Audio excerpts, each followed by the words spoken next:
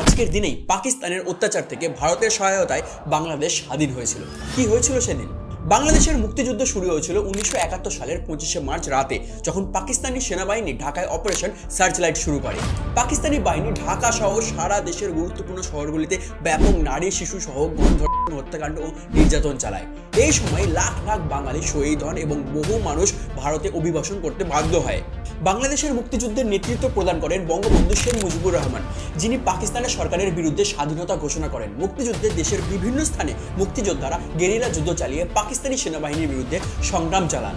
১৬ই ডিসেম্বর অর্থাৎ আজকের দিনে ঢাকায় ৯৩,০০০ পাকিস্তানি সেনাসহ লেফটেন্যান্ট জেনারেল নিয়াজি বাংলাদেশের মুক্তিযোদ্ধা ও ভারতীয় সেনাবাহিনীর কাছে আত্মসমর্পণ করেন। ৯ মাস ধরে চলা রক্তক্ষয়ী মুক্তিযুদ্ধ শেষে বাংলাদেশ একটি স্বাধীন রাষ্ট্র হিসেবে আত্মপ্রকাশ করে।